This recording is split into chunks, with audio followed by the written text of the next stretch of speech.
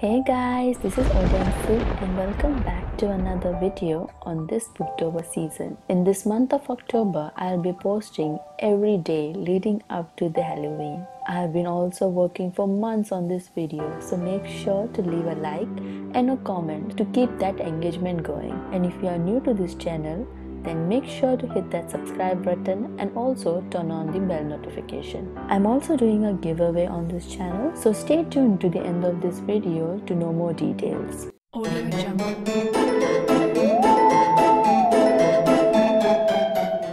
What are your views on elevators?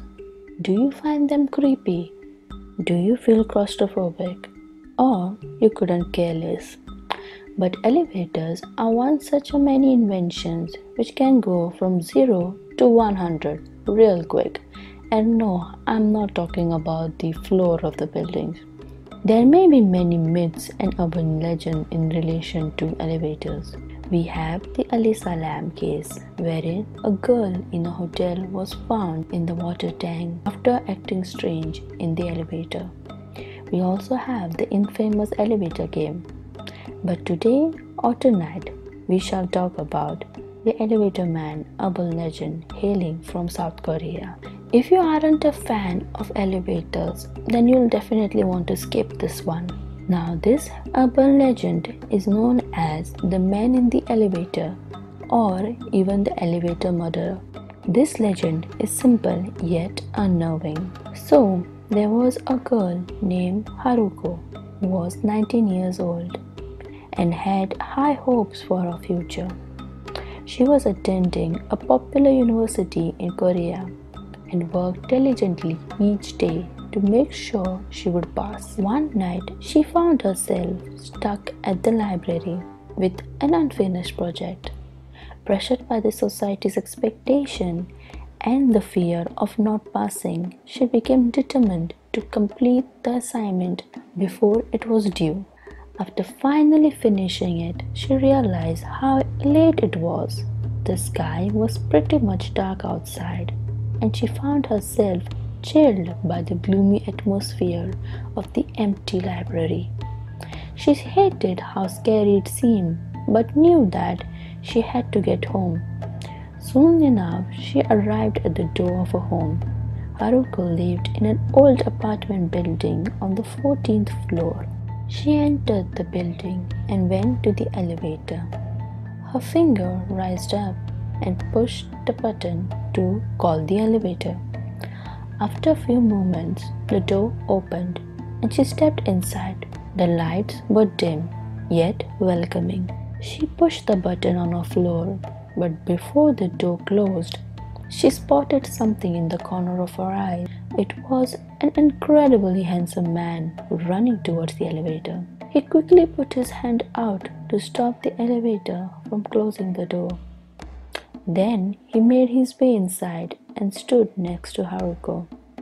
He caught his breath and looked over the elevator buttons. "You live on the 14th floor?"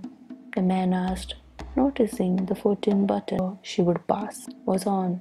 "Yes," Haruko replied. "Oh, I live on the 13th, the man said, smiling at her. As the elevator gradually ascended, he pressed the button for the 13th floor. They both stood in silence, although Haruko felt lost and wondered as her eyes shifted towards the man.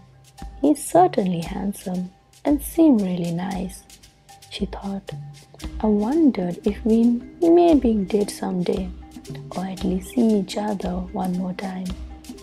Each time the man would glance at her, she would smile and her eyelids would flutter. Her cheeks were flushed with dreams of them being together as the elevator climbed to the 13th floor. The elevator stopped, letting out a slight jolt. Then the door opened.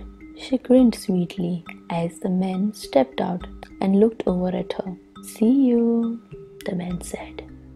"Yes, see you," Haruko replied.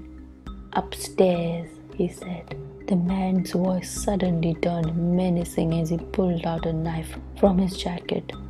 To her horror, he laughed maniacally and began to run towards the stairs. The door to the elevator shut before she could think, and the elevator began to ascend. As the second ticked by, she realized her fate. Panicked, she began to hammer the buttons with her fist, trying to make it reach to any floor. But nothing would stop the elevator. Once the button's floor was already pushed, there was no emergency stop button to halt the elevator. Her phone was with her, but she knew there was not enough time for help to arrive and save her. No, no, stop, help, Haruko screamed. Although she knew that was useless, she desperately slammed against the button on the elevator, trying to get some sort of response. A malfunction, an overload of the system, anything to stop the elevator. But that never came. She arrived at the 14th floor.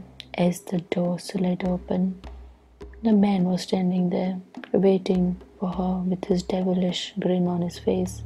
The girl was found the next day, brutally stabbed to death in the elevator. And the man? He was never found. It is said that this incident is one of the reasons why there are stop buttons on the elevator. Overall, the story can bring stress when one imagines the horror a girl experienced when she was ascending her demise, and how she was ultimately helpless no matter how she tried. So that's all for today's video, guys. I'll see you around in the next video. Take care.